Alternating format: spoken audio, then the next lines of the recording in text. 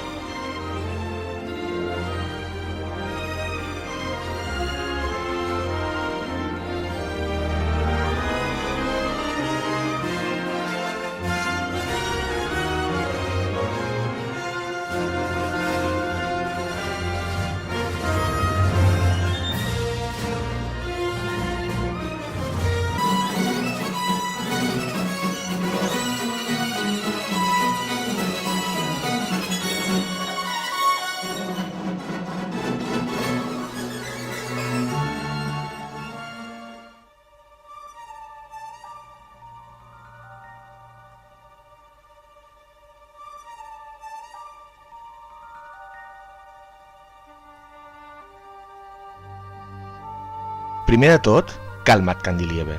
Ho estàs veient bé. Avui no parlarem de bola de drac. Avui parlarem d'una altra cosa. I per què? Perquè és el meu canal. I per què? Perquè faig el que em dóna la gana. I sembla que ja m'estigui enfadant, joder.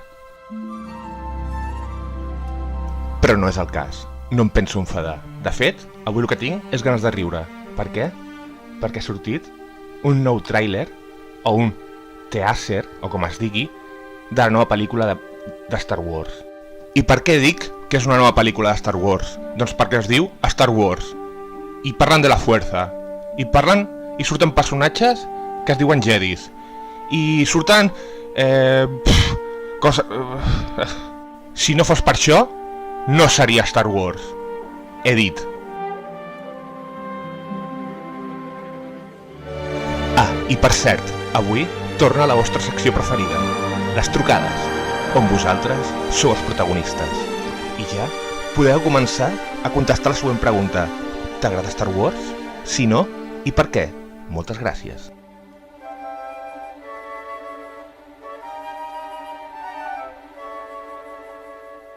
I ara anem al gra. Per què les noves pel·lícules de la Guerra de les Galàxies fan cagar? Primer de tot, no has pensat mai per què George Lucas va decidir començar la saga a partir de l'episodi 4? No ho has pensat? Doncs et donaré dos motius. El primer, una fantasmada, una xorrada creativa. Li va donar la gana de ficar-li a l'episodi 4 perquè quedava original. Punt 1, finiquitat. Punt 2, ja sabia que les tres primeres haguessin estat una puta merda. Com es va demostrar anys després. Punt 2, finiquitat. Ara ja ho saps.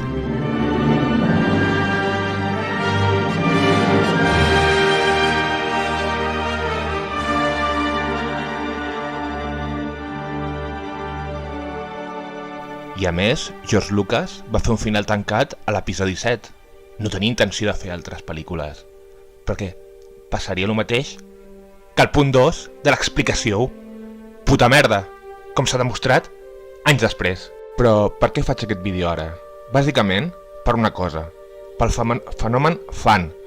Quina ràbia que fan els fans de Star Wars. T'ho juro per Déu, quina ràbia els mataria. I no parlo dels fanàtics originals dels 70. Aquests tenien una explicació. Els que són abueletes, a la seva època, quan eren joves, no hi havia aquest tipus de pel·lícules i es podia arribar a entendre. Segueixo pensant que va ser una obsessió molt bèstia per molta gent. Ho segueixo pensant. Però bueno, no és el mateix obsessionar-se amb Star Wars que amb bola de drac. Per favor, és que ja això no cal ni debatir-ho. No hi ha color. Però bueno, els fans d'ara, els fans joves d'ara... Uf... Terrible. Les noves pel·lícules, la primera trilogia i l'última trilogia, són pel·lícules sense ànima. Sense ànima com els seus fans d'ara. Els nenes d'ara s'ho mengen tot. Que si Juego de Tronos, que si Avengers, que si...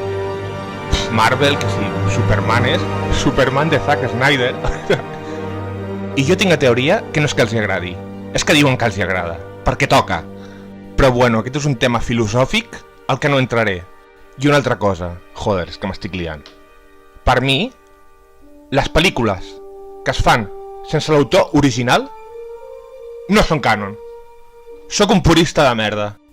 Però reconec que jo, quan va sortir l'amenaça fantasma, vaig ser un borrego més. Vaig sentir aquest hype en les meves carns. M'emocionava molt sentint la musiqueta. I reconec que em vaig comprar les pel·lícules en VHS. Sí, i a la meva, no, el que sigui d'aquella època que teníem, l'obligava a anar al cine a veure les pel·lícules. L'episodi 2 i el 3. Sí, l'obligava. I tu ara t'estaràs preguntant, com que te les vas comprar en VHS? No tenies 23 anys? Doncs sí, tinc 23 anys per 24, però també tinc una màquina del temps. Què passa? Però tornant a lo anterior, jo vaig sentir el hype a la primera trilogia, el vaig sentir. I deia que m'agradava, i estava convençut que m'agradaven les pel·lícules, però no m'agradaven. Me les posava a les pel·lícules i anava directe a les pelees de sables. I fora! Que és just el que us passa a vosaltres ara mateix, niños rata, el que passa és que no ho reconeixeu. A veure, anem a analitzar el tràiler. Què surt? La niña sin carisma, que luego hablaremos del poder que le han dado, que es un efecto trance también. La niña sin carisma, en un desert, amb la música aquesta èpica de fons, i una nova espacial que ve per ahí i la salta. Després es veu una imatge del negre, i després ve un altre negre. I ja està. I les coses com són. L'únic que mola del tràiler és la música de tota la puta vida. Amb aquesta música, tu fiques, en comptes de la reia aquesta de merda, fiques a Roncero, amb la música aquesta de fons, i t'emociones, tio. I parlant de personatges sense carisma. El Kilo, com jo li dic, el Kilo mierda. Quin ser tan lamentable. Que ibas de Darth Vader i no llegas a Pilaf.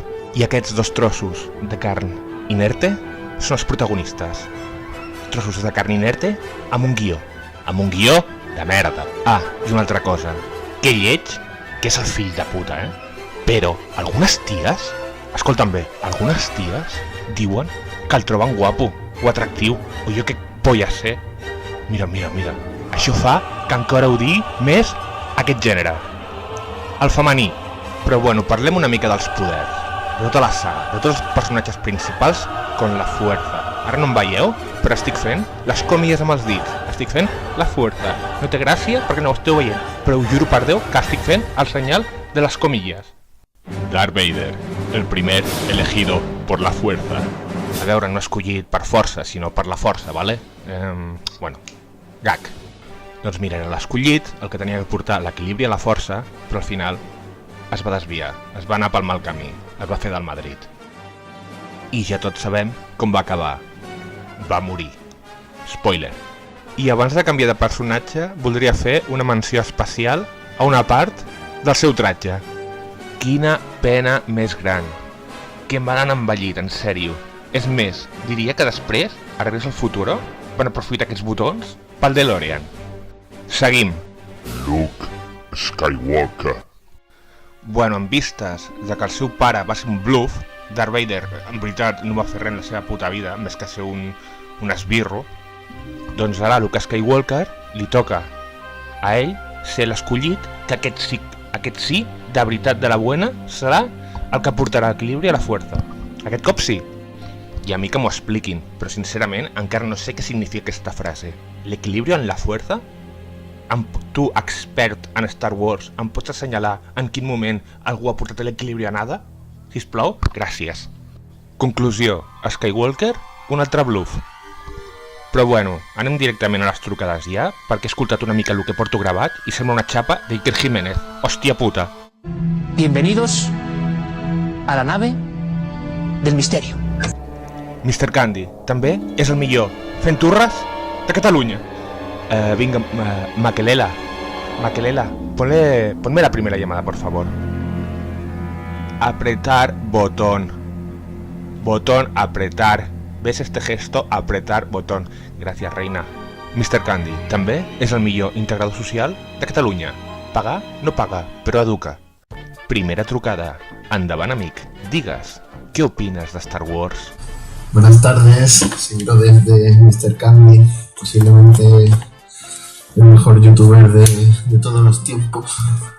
Perdona la interrupción, pero el posiblemente me sobra. Continúa, por favor. Él me ha pedido mi opinión sobre Star Wars. Yo he sido un fanático a tope toda mi vida de Star Wars. A ver, perdón otra vez, lo siento, pero una cosa.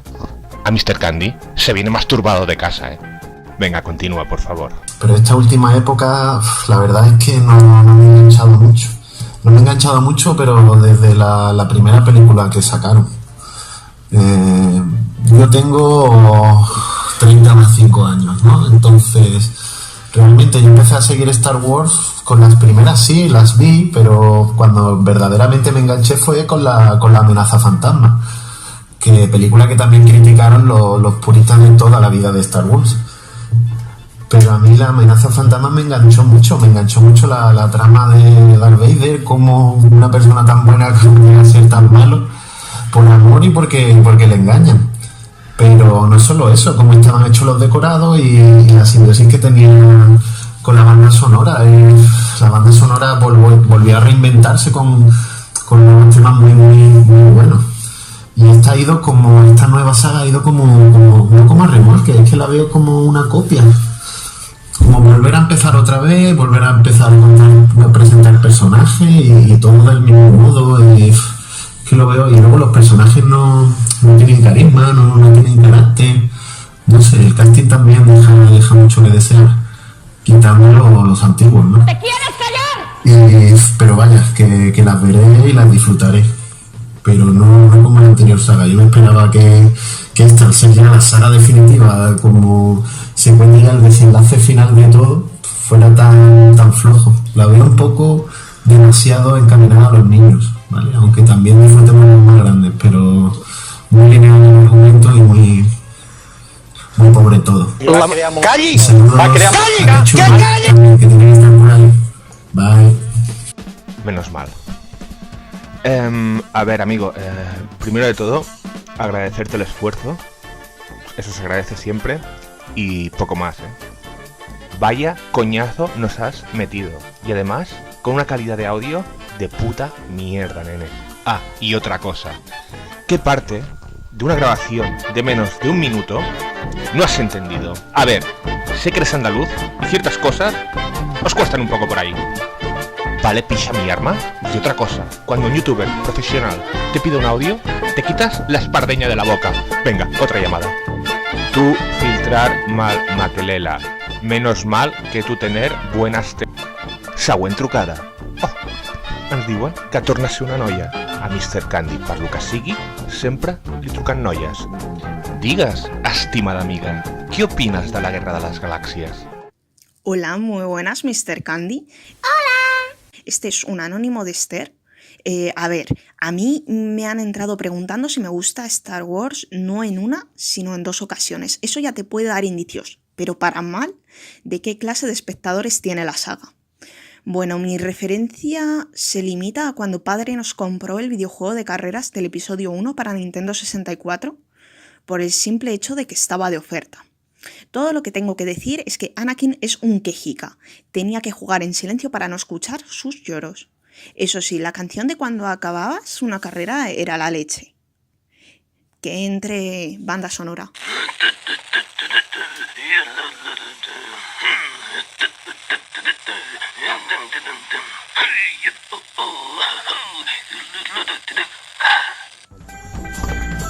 Pues muchísimas gracias por el testimonio, Esther. Y como... no, ya sé que estáis pensando, ¿vas a meterte también con esta entrañable criatura? No, Mr. Candy no es un monstruo. Y además ha tenido el detalle de ponerme ruiditos al final, ¿eh? Que eso no lo hace cualquiera. Y si te has fijado, en realidad no tenía nada que aportar al programa. Pero como buena Candy Lieber, quería aparecer en su programa favorito. Si quieres un gin tonic y lo que surja, ponte en contacto con Maquelela. Ella te dará mi número de teléfono. Muchas gracias. I fins aquí el programa d'avui. Moltes gràcies, Candy Lievers. I no hi ha reflexió final avui. La trucada de l'andaluz m'ha tret les ganes de viure. En el proper programa parlarem dels fans de merda de Juego de Tronos. Vinga, bona nit. És mentida, no parlarem d'això, però bueno, bona nit.